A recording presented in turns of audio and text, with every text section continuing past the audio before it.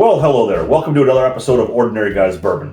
Hey, we're still in Michigan on a little road trip here, making some content for the channel. We had a little bit of a hiatus in the summer, right? Okay. We took a couple weeks off.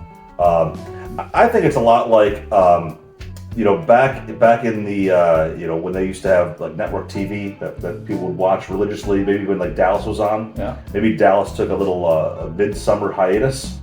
Right. Maybe if the Olympics were on. Yeah. The WNBA championships are, I think, going on right now. I think.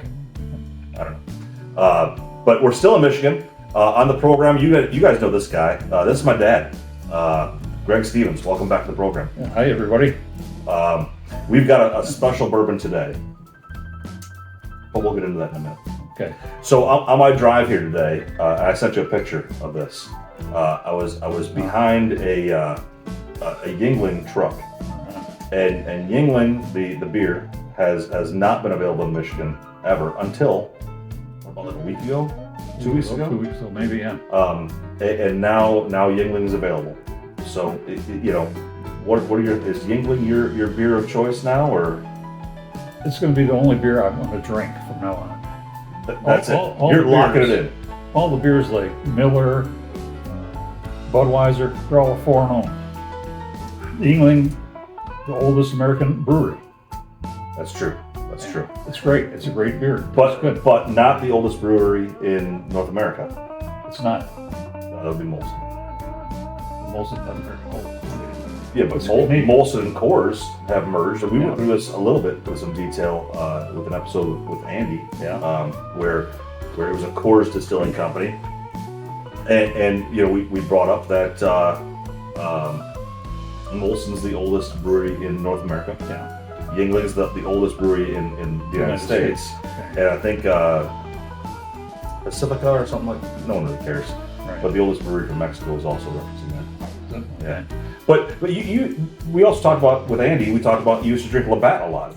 I mean, if you really go back, I remember you were just a Busch guy. Bush. Busch, and then you went to I think Bud Light for a while, and Budweiser. Perhaps. But then you were on the Labatt for a while Yeah. until you found out that 11.5-ounce bottle Right. scheme. Yeah. Right? I took a case back to the store. Did you really? I couldn't. And you bounced around a little bit since the Labatt. We'll call it the episode with Labatt, right? Right. You bounced around a little bit. I know you were king of beers for a while. You were Budweiser Select for a short period. Short period. Stroh's for a little while too. Yeah, but that was the reintroduction of Stroh's, Yeah. right? They have a new Pabst has a Pabst Light now. I don't Yeah. like beer. Well, the Pabst Light is like 96 calories or something like that. It's like 3.5 grams of carbs or whatever the unit of measure is for carbs. I don't know. But Yuengling is 100% in your fridge. That's it. Well, actually not, because I just bought a case of PBR, Well, can't go wrong with PBR. and I don't drink beer all that much. So I got like 22 cans of PBR. Okay. Well, out of a 30 pack. It was a 24 pack. 20 bottles? No cans. I thought there was someone 30 packs. Remember I bought that 180 pack of cans? Yeah. That was great. I made that beer can pyramid. But I have to buy cans now to use the fridge in the garage. In the wintertime, if you have bottles, they freeze. Really? Yeah, so I got it around December. I got to get all the bottles out of the fridge. Well, I know at least one little boy that can help with that. Cans are safe. Well, if you need bottles gone, I'll give you Andy's number Yeah. in case you don't have it. He might be able to help. Jake. Or Jake. Well, Jake, he's in the academy right now, and I don't think he's drank at all. I mean, the discipline he's got is phenomenal. It's good. Yeah. It's really good. it's really impressive. And I don't think Jake was a big drinker to begin with, right? But when he was in active duty, right, he'd have a beer or two on the weekends and stuff like that. Yeah. But I mean, I think a lot of times his schedule was that he was working, and so he just didn't have the time or ability to do so. And now he's at class in the academy from 7 a.m. until 7 p.m. most days. Yeah. He's there on the weekends as well, and I think he's trying to lose a couple pounds as well. Yeah. Okay. Getting back in shape as a police officer should. That's good. So, but Andy will help you. Andy will pick up the slack that Jake might have let go. Okay. So, but hey, listen, let's talk about this bourbon. Right, this bourbon, I've saved this bottle for a while, right? And it's a special bottle because it's Four Finger series, and you know right off the bat that this is a tribute to Uncle Joe. Uncle Joe, right? Yeah. So it's almost, I'd like to dedicate this episode to not just Uncle Joe, but the whole Soder family, right? Here's to Uncle Joe, right? You've got to have at least one or two good Uncle Joe stories to share. Well, Uncle Joe, how he lost a finger on the golf course. So what was the real story? Because I like to, in my mind, I have stories, and I lock in, and that's the way it was. That's the truth according to Dave. Yeah. But what was the actual story there? The story that I heard, he was on a particular hole. They did something where you ring the bell, and he slapped the bell, and it came back around, took his finger off. And he found the finger. They found the finger. They put it in a glass that had Coke in it. They took it to the hospital. The doctor looked at it, tossed it in the trash. I thought that they gave an option to, we could put it back on, but you wouldn't be able to move it. I don't know if they did that. So it would always be, Yeah, he had this. But he was the king of the I'm picking my nose joke. Right. Oh yeah. Right. But there's stories about sheep too, right? What's the sheep story? No sheep. Goats. Goats. Goats. You guys would travel. Yeah, we did a lot of travel. Aunt Nancy, Uncle Joe, you, Mom, you'd go on trips, and we went to Texas. We went to St. Louis. We went in the Arch. Took the Arch ride. Texas, all kinds of barbecues. It's about the goats. But what's the story about the goats? Oh, get the goats. I don't care where you've been. Every time we checked into a motel, we'd say at the front desk, "Can we bring the goat into the room? We got a pet goat." Where should we leave it? And they always says, "Tie it up outside." I almost feel like we should pause, and I should get a third mic out because Mom wants to be on the program. That was a goat story. So, but Uncle Joe was certainly, at least my recollection, my experiences with Uncle Joe were fantastic. Oh, yeah. He was fun. He was my brother. Second brother. So and you know, Aunt Nancy was always real good to my family as well. Yeah. You know, it was a tough loss, but Four Finger Distillery. This is an Uncle Joe drink right here. So let me tell you a little bit about this bourbon. This is from, officially, it's the 1205 Distillery, Four Finger Series wheat whiskey. I got this from the discount rack at Chalet Party Shop. I can see that. And I saw the bottle, and I was like, $35? Yes, I'm in. How long have you had it? I think I bought this bottle right after I started working in Elkhart, right? And this Chalet Party Shop, you know, they've got a whole table where it's just, this is where I found Lucaroo. Remember that Lucaroo bourbon? Yeah. Right? Just like Lucaroo, research was a little bit difficult for this one. And the interesting thing is, I've actually been to this distillery. Laura and I have been to this distillery before. Really? Yeah. So let me start off a different way though. When Laura and I were on this trip to Indianapolis, right? We went to Indianapolis really to go to Atomic Bowl. Atomic Bowl is a duck pin bowl, right? Which is fantastic. And we found this distillery, and so we had to go. And I think we took a couple pictures. We sent them to Aunt Nancy, right? Like, this one's from Uncle Joe, right? But this offering says it's from 1205, right? So it says right there on the bottom, 1205. Okay. So I did some research. 1205 Distillery. It's named after the date Prohibition ended in 1933, right? December 5th. It was founded in 2014 by Teresa Webster in Indianapolis's Fletcher Place and was the first female-owned craft distillery in Indiana. Flanking Teresa would be her son Hudson and Hudson's friend, a hobby distiller named Brad Culver. In 2014 was quite a year for distilleries in the hip Indianapolis neighborhood, with Hotel Tango Distillery also opening that year, 450 feet away, both on Virginia Avenue, straddling Stevens Street. Okay, cool. Teresa sold the distillery to Hudson and Culver in 2017. But in the early days of the distillery, on September 29, 2014, as it states on the bottle, Culver was working on a doorway and made a bad cut on a miter saw, lopping off his pinky finger. Ooh. The four-finger moniker has been on Hudson and Culver's minds since that day, and in 2022, they decided to embrace the history with a complete rebrand, making 1205 Distillery into Four Fingers. That's where the name came from. Prior to the official rebrand, about a year before, according to interviews found on the internet, 1205 began the strategic rebrand with a four-finger series of offerings, including a rye whiskey, this wheat whiskey, a straight bourbon, and with something they called 3-knot bourbon. All of those were still offered post-rebrand, at least in June of 2023, which is when Laura and I went there. It looks like sometime in the past 2 years, the wheat offering was replaced with a peated bourbon offered from Four Fingers. So this is no longer offered, which is why it was on discount. The specific mash bill for this offering, I couldn't find it anywhere. Thank goodness I had a photo on my camera from our trip there. So the mash bill I saw on the menu of the photo I took, this is 60% wheat, 20% corn, and 20% malted barley. Although not a bourbon, it's pretty darn close. Yeah. There's no information about the age on the bottle, and my historical photograph collection online tells me nothing else. The only other bit that I could find was from the 2023 menu that describes this as, quote, a softer grain allowing more oak and smoke to come from the barrel. Chocolate notes. Chocolate notes. I assume that means not aged very long. And so here we have it. Discontinued for now, which explains the discount price. It's a not very old distillery. It seems to have a good background story with two kids trying to make a go in the distilling business. Sans one pinky. So this is Four Finger Distillery wheat whiskey from 1205 Distillery, now called Four Finger Distillery. So cheers to you, Dad, and cheers again to Uncle Joe. Yeah, cheers, Uncle Joe.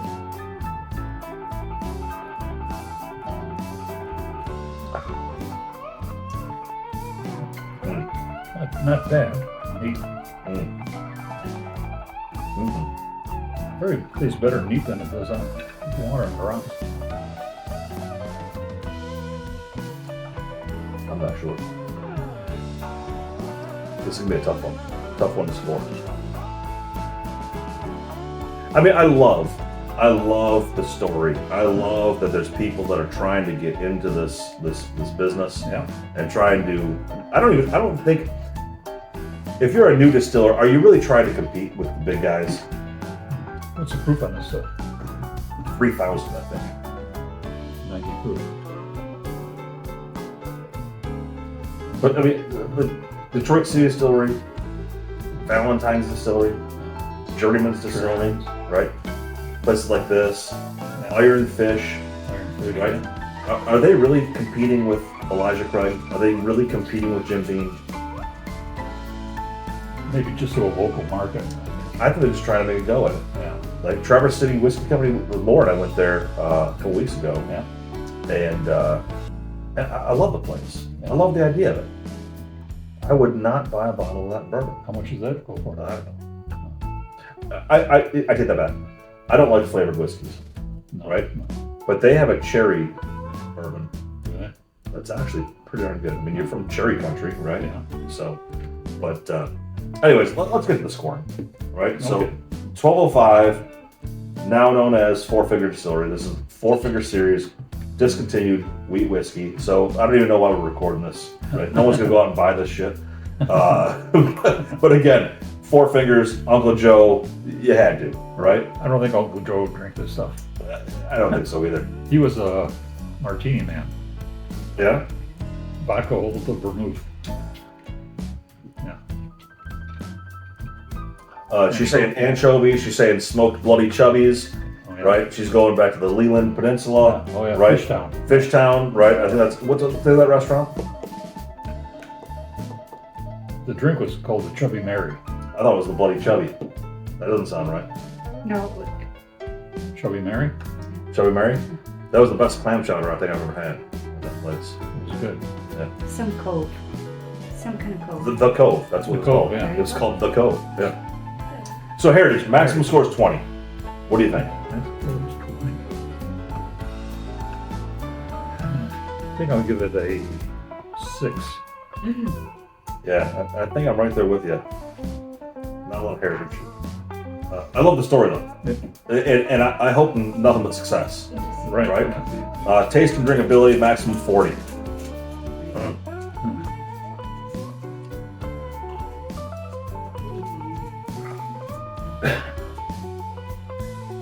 Nelson just took my pen up his nose. I'm gonna go with an 18. I was gonna go 20. Affordability. I mean, the discount rack. Yeah, you discount rack. can't go wrong with the discount rack at Chalet Party Source. 30. Maximum's 30 here. I think I paid, what did I say, 35 bucks for this bottle? Yeah. And it's probably originally like a $50 or $60 offering. I think that's a lot of their stuff goes for the 50-60 range. I'm gonna give it a 25. I'm gonna go with a 16. Oh, Because even at 35, at $35, yeah. there's a lot of other bourbons I'd rather have than this. Yeah. You know? So, Design. I'm gonna give them some points on design. I like the bottom. I like the bottle, I like the story, Yeah. right? I like that they're using a real cork instead of a synthetic cork. Even Oh, is little, it the real small details like that, I like. Oh, yeah. Okay. Maximum there is what? 10? Maximum's 10. I'm gonna give it a 9. No, an 8. That's what I was gonna give it 8. Okay.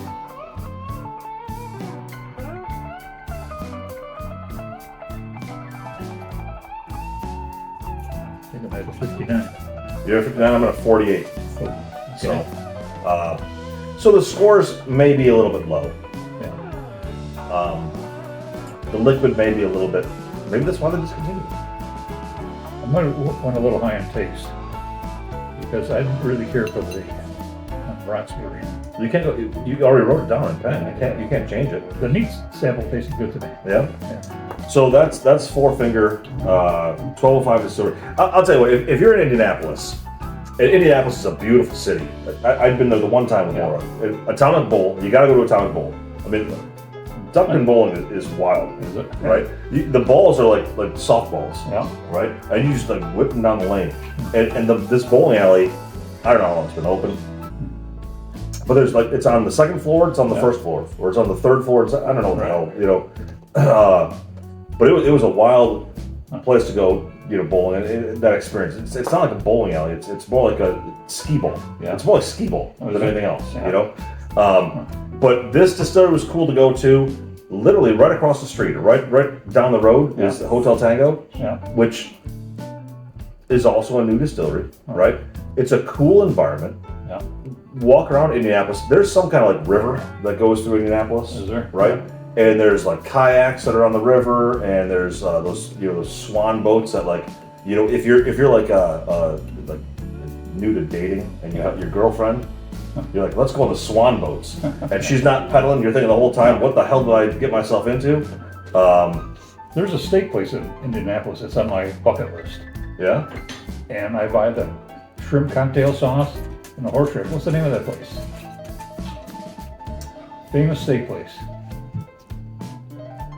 That was on our bucket list with Uncle Joe to go to. And we never made it there. Well, she's trying the cocktail sauce right now. I don't have it. Come on. You buy that at Costco though, don't you?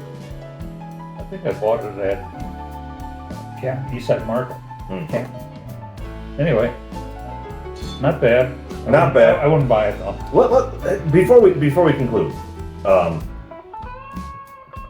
about Uncle Joe, and another thing that the Soders introduced us to, maybe Bruce Williams did as well. Yeah.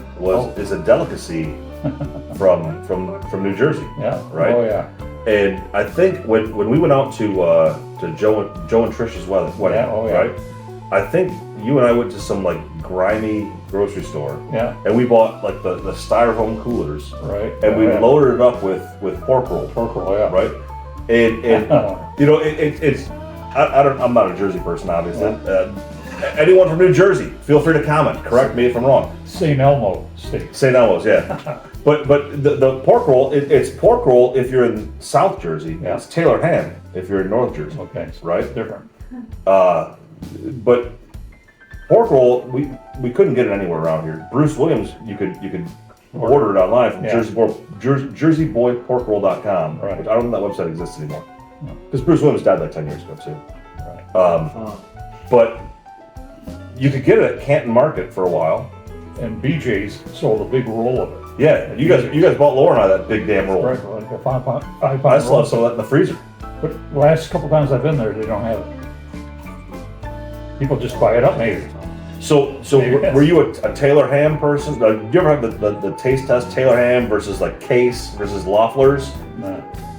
Just the one that we used to buy from New Jersey ham. Okay. That was a good one. We did one thing I did with Andy and Manny when they were small, and we've done still now, is when you buy whatever size the roll is, Yeah. right? We'll cut it like maybe like an inch, a half inch, or 3/4 of an inch Yeah. thick, and then we'll make them into cubes, Oh, yeah, okay. and we'll fry those up. We call Yeah. them pork roll nuggets, and the kids used to eat that stuff like it was like something else. I wonder how much different that is than Spam. So it's funny you mention this because I thought the same thing. Yeah. And I bought a can of. Hey Jake, you've been into Spam lately, right? Yeah, only when I was in the field. Yeah. Do you think Spam is better than pork roll, or about the similarities? I mean, when you're in the woods for a couple weeks at a time, it's the best thing ever.